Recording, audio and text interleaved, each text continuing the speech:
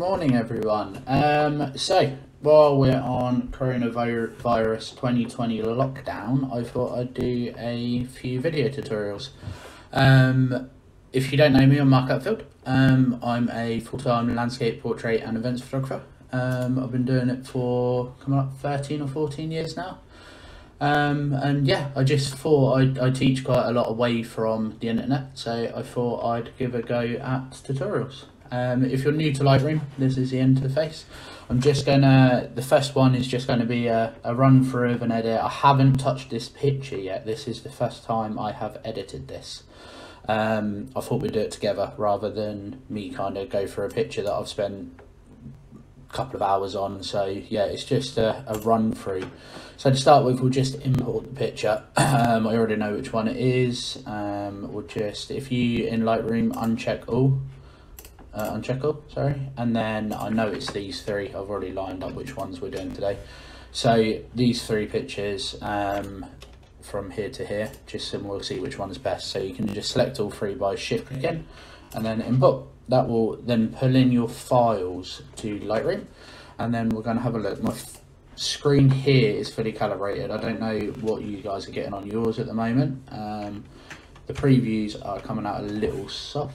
Just wait for them to load up. So we've got one that's a slightly different angle, and then we've got two a little bit wider and closer. I definitely prefer the wider, closer one, so we'll go with this one. In between these two, you can control click and compare just by doing that, and that will get those up. This one, little bit underexposed. This one might be, I think we're going to work with this one just so we can pull these highlights back, and I can show you a bit of pulling back some data in RAW. So there you go, it's sharpened up now, so you can see sharp right through. So when I start my edits, I always come down and get rid of chromatic aberration and profile corrections. So this automatically selects what lens I was using. You can play around with these depending on what lens you were using. If it picks up the wrong lens, which happens quite regularly, you can change it all in there. My profile is Adobe. I just play straight off of that basically. And then you can play with some vignetting. You can sort of get the distortion correct for the lens. If it was a fisheye you were using, you can unwarp it. You can get it looking like a flat image. But like I say, depending on what profile you've got, depends on it will automatically correct for that lens. The second thing I always do is get the horizon straight. So to do that, click the crop tool. We're in develop now, by the way, not library where we imported. Click the crop tool, and then if you hold control on your keyboard and then drag across the horizon line, it will just rotate it to straight. Okay, so that is really simple. Couldn't be any easier really. And then that's how you straighten horizon within 5 seconds. I also, at this point, usually try and get my crop right, because you don't want to go editing all these people out if you're not going to keep them in the crop. I'm going to go for the classic rule of thirds here.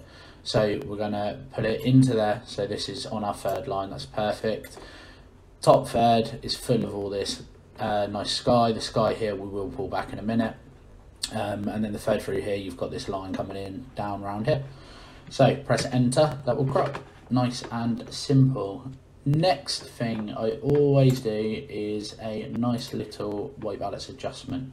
Depending when you were shooting, what time of day, you've got all your different white balances. I tend to work at any time, depending on what the shots are, not so much portraits, but with landscapes, I always set to cloudy when I'm shooting in camera. For some reason, I didn't on this evening. So yeah, I always flick to cloudy. It just gives that nice little orange tinge through the picture.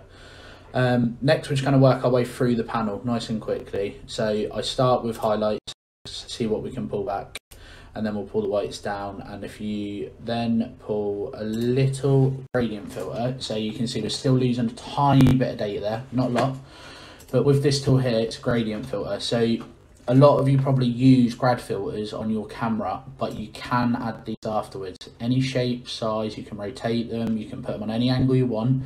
If you hold shift, it will lock it dead straight as if you've got it on your filter holder. The wider you drag it, the more soft the gradient becomes. So you can see there, I'll do it on this angle so you can see. If you do it really close together, it's a real hard line. Good for seascapes. if you pull it further and further, it becomes soft. So if you've got mountains, hillsides, you can do it that way. One thing I will go into luminosity grad filters, probably in my next video, because I'll probably pull a mountain picture up next time. Because what you can do in Lightroom is you can select around subjects using this filter. So no matter what shape your horizon is, that will pull it around the subject. So what I'm going to go for a little bit of a soft grad here. I'll tell you what, if I drop the exposure, you'll be able to see more of what it's doing. So I'm going to go for a softish grad just through that line there. Okay, so I just need to get that highlight back that we've lost on the left. So we're going to pull the whites and highlights down a fraction more, and just a little bit of contrast, not a lot, and maybe just a fraction more exposure there.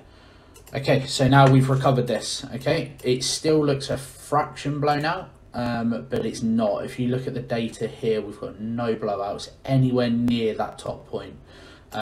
So you don't have to worry about that. That's pretty much, although it looks flat at the moment and we've got no contrast in there, that's pretty much spot on. I probably add a little more orange in, just to give a little nice orange tinge through the sand here. Right, okay, so with shadows and highlights, we've already got some clipping. So if we click this, I can see where the clips are. So here is jet black. Okay, it's not bad to have the shadows at all.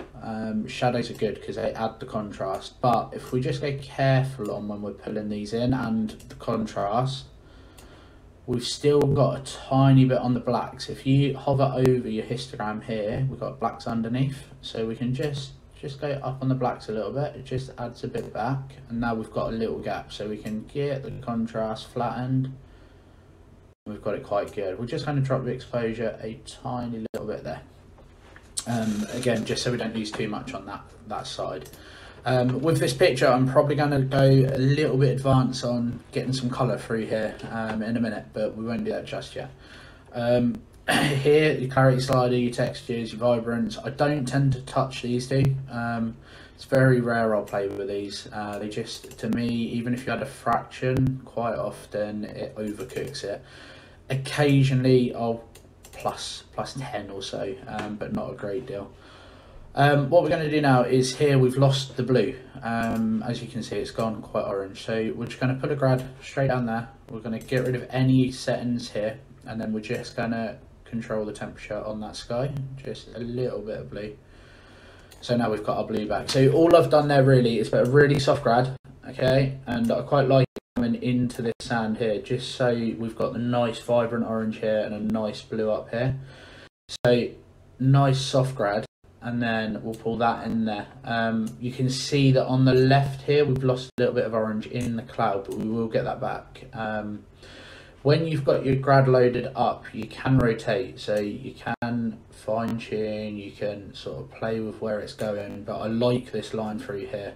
And the softer you pull it, the better really for this sort of bit, because if you go harsh, you can see you've got this real definite line that pulls across. So we're going to put it nice and soft just to that top corner. And didn't mean to do that. So we'll just do that one again quick. It won't take 2 seconds. So pull in there. Nice bit of blue. In fact, that line did stay there for some reason, so it is there. If you hover over, you'll see what just happened. It goes red, so I clicked at the wrong time. But as you hover over, it goes red. It shows you where your selection is. Same with any of the grads. This one, if you hover over for long enough, it'll show you where that grad line is. To come off of your grads, you just tap that one. Really simple, really easy. So now we're going to work on the sky. So we're going to do another grad. I use grads a lot when I'm editing in Lightroom. So we're going to pull the grad. Now what we're going to do is we're going to drop the exposure a little bit. We're going to pop the contrast there. So we've got a nice bit of colour in that sky now. We're probably going to pull the shadows and the blacks down a little bit to get some definition in that sky. And then we're going to do the same, but on reverse for the foreground at the moment. So we're going to do that. We're going to add some contrast. So we've got some nice moody rocks in there. Nice dark foreground. And then we're just going to pull the whites down. Maybe a fraction more orange through there, but only a tiny bit. And a tiny bit of pink just for the sunset colours. Okay, so I've now got my base image, nice and simple. We're going to add a tiny fraction of clarity just to sharpen up the edges and add a little bit more depth to the image. You can see here on close, we're not going to go a lot. If you go too much, that's what it does. So what we're going to do is a fraction adjustment, so just enough to add a little bit of depth. So there you go, it's just added a little bit through here. Okay, so I'm going to go a little bit more advanced than I was planning to on this tutorial. So what we're going to do now is we're going to use a radial filter. What we're going to do is we're going to pull it far and wide, a bit like that. Okay, so you can see this is sort of blown out all the image. If we invert that, it will pull it just to that sky, just to that blowout point that I'm not too bothered about, because we're going to use that to our advantage. So on here we'll feather 100%. So now we've got a real feathered edge. You can see if I move it around, really soft edge filter that's coming in from that side. Bigger you make this, sort of the better, because we're going to stretch the colours. At the moment it's a little bit too blown out for my liking, but if we pull it somewhere in around here, at the moment I can show you by turning it on and off what it's doing. It's just adding that extra area of brightness. Probably going to pull it into about there, so you can rotate again, and what I'm trying to do is mimic the light and where it's hitting. So at the moment we've got it coming in, it's about right, so the light would be coming in here and it would be fading out around here. It's not going to touch too much of the blacks because we've already contrasted those enough. You can see I'm affecting far too much of the picture at the moment though. So what we're going to do is we're going to come into our exposure, brightness. We're going to have a play with these now. So when I'm doing this sort of filter, what I'll do is I'll crank up the colours so we get a lot of colours. Like I say, I'm over editing this slightly at the moment, just so you guys really can see what you can do with this. You don't want to fiddle with the highlights or whites too much, because when you do that you're going to blow it out far too much, and you can adjust this. You don't have to keep that exactly where it is. So if you want to pull it down here, which actually looks a bit better, we've still got a blowout, but we can probably just, yeah, we can just pull that back into there. So something there, and then what we're going to do is we're going to drop the clarity down, and this does soften that area quite a bit. But what it does, it allows you to add the colour and a little bit of extra to the picture that you're looking for. So now if we turn it off and on, you can see the difference. So we've softened it up and we've added this nice glow through here. And again, it doesn't take long. I'm taking a little bit longer here because I want to show you guys what we're doing. So that's what it'd do if you applied it to the whole image. Way too much. But what we've done is we've mimicked this light through here. It's coming in naturally anyway, and then we've just applied those filters just to pull this nice little haze. It's sort of a nice little haze that comes through the scene naturally anyway, and we've just added to it. That's all we've done. And like I say, you just got to go a little bit careful because you don't want to blow out your highlights too much in the sky. However, we have got our filters, so if you remember the filters we applied earlier, we can come back in and readjust those if need be, to pull back that extra little bit of white, like so. But the other thing you have to remember is we haven't lost any data. We've got a lot. We've got -76 still sat here, so we could, in theory, you could pull this up until you want. I'm not going to, purely because I like how that's sitting at the moment. Here, your dehaze slider, absolutely best thing Photoshop or Lightroom have come up with. So this will get rid of so-called haze. This will add a lot of depth to pictures. You don't want to go sliding 100, or you don't want to go -100, but if it's used correctly, so we'll zoom right in on these rocks here, and then we're just going to add a tiny bit of dehaze. And all it does, when it wakes up, all it does is just add a fraction more depth to the picture. You can see just a tiny little bit, and it just pulls out a little bit more detail. I'm just going to brighten up here a little bit by adding another grad. So we're just going to pop another grad there eventually, and we're just going to, not a lot, so you don't want it to look unnatural, but I'm just going to pop a tiny bit more brightness up in that corner, just so it balances the picture a little bit. because at the moment I feel like that top edge is just a fraction too dark, not a lot. And this is how I search for which grads I want, so that's the one. And like I say, it's only 0.35 I've upped it by. It's not enough to worry about. So there's my overall picture. I'm pretty happy with how that looks now. It's nice and simple. I've noticed there's a little bit of sunflare through here, so we're going to just go ahead, use a spot removal. I've got shortcuts set up. You can set those up yourself. Colon's one of them, but if you up your feather, so the idea is you're trying to get the inner circle around your little area that you live in, and then your feather, you want just to feather out, that's the second circle, just to feather out enough so it's not distorting, but it's feathering the area. So you might have to come in and just fine tune and just play with where it's taken a sample from. But as you can see, I mean, zoom out, you're never ever going to know that was there. If you're printing massive, if you're looking at printing at really high end, occasionally I'm doing big prints, very big prints, just edit slightly different. So what we're doing now, I'm kind of doing what I'd call my sort of my Instagram. This wouldn't be print ready. You'd have to go in and spend a lot more time sharpening. No sharpening in this video at all.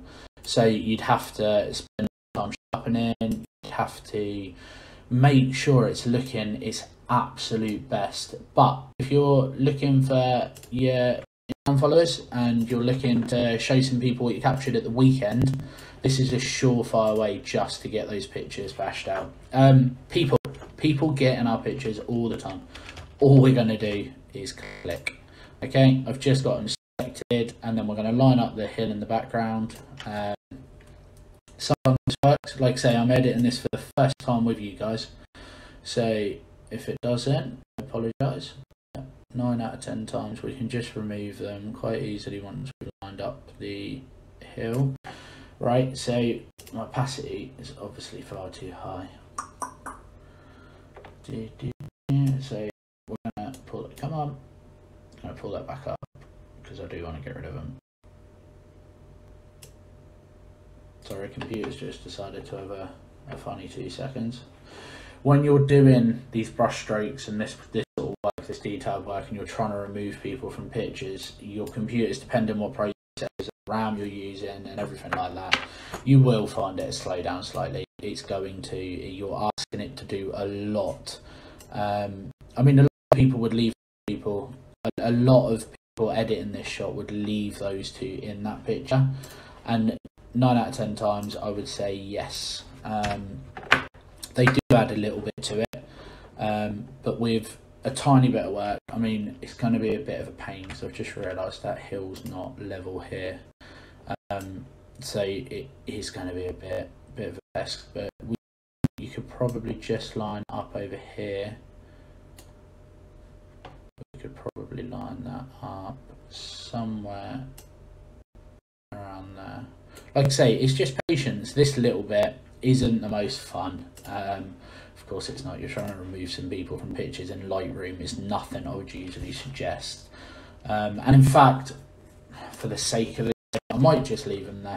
And then I can go through on a Photoshop. In Photoshop, you could get rid of those in about 4 seconds flat. I mean, the other brush you can use is the clone brush. So you just drag over, mimic the closest possible area. Looking at it, it's actually not too bad. I wouldn't leave it because, like I say, that hill doesn't line up, and okay, it is just for Instagram, but it's not important. It's not, when you're zoomed out, you can't really see them anyway. It was only because they were in my eyes. These two would be a lot easier to get rid of, so we could probably just click these two. And yeah, I mean, it's mimicked the boys, but if we just pull it along the beach a little bit. Like I say, I will go into more advanced stuff as the weeks go on. We've got a lot of time during this lockdown at the moment. Girlfriend said to me last night, she said, I can't believe it's taking you this long to actually do something. You've had 5 weeks. It's been hard to get the motivation. Not just motivation, it's setting this sort of thing up didn't take 5 seconds. I've been toying with the idea of video tutorials for a long time now. Yeah, they're alright. It's not too bad. I've got a few people subscribed yesterday, and this is the first video. So if I've got a few before my first video, I'm happy with that. It's not bad. Yeah, I mean, leaving those in, it's not the end of the world. Like I say, I will do a video on how to get rid of people like that out of shot. But at the moment, like I say, in Lightroom with the clone tool, you're a little bit limited. One thing the clone tool is extremely good for on hill mode, when that finally wakes up, it will wake up. Okay, we're just going to leave that. He's gone. Right, one thing it is really good for, if you use spot removal tool on hill, you can visualize spots. So if you have sensor dust in your picture, which you can see here, I've got some bits you couldn't even see. I'm not worried about them for now. But what you can do is you can come down. Here we go, look. So you can see here, these are sensor dots. So if you hold spacebar, you can see how filthy your sensor is. It will make most of you feel sick. You spend all this time getting rid of your sensor spots, and you spend all this time cleaning your camera equipment, when the reality of it is never 100% clean. Doesn't matter how much you do it. But this tool in Lightroom is better than anything I found in Photoshop. Like I say, I've been playing with the two bits of software since day one, really. Photoshop's got its strengths. I use Photoshop for a lot more of the high-end editing, but for Lightroom, this feature is absolute lifesaver when you're coming ready to print, because you can see spots. You have to use it a little bit because obviously you know these are rocks, but these spots, yeah, you don't know they're there, and then when you print, you'll have this nasty little bit of sensor dust that you didn't notice. I'm not going to clean them all up. I could do, but I'm not going to. You can click there and you can see, you can barely see these. There's a little one there you can just make out, but when you turn on Visualise Spots, you can see it clear as a bell. It is there. Boom. I find a really hard one to find, and I know this is probably boring for a lot of you, but the sensor spot cleaner is absolutely brilliant. Right, so there's a tiny one there. If we just click that and then we go there, it is done. Bear with me 2 seconds. Hello? Hello?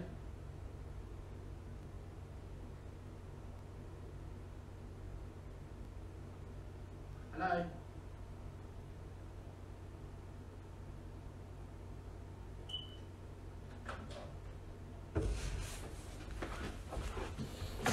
Alright, I'm back.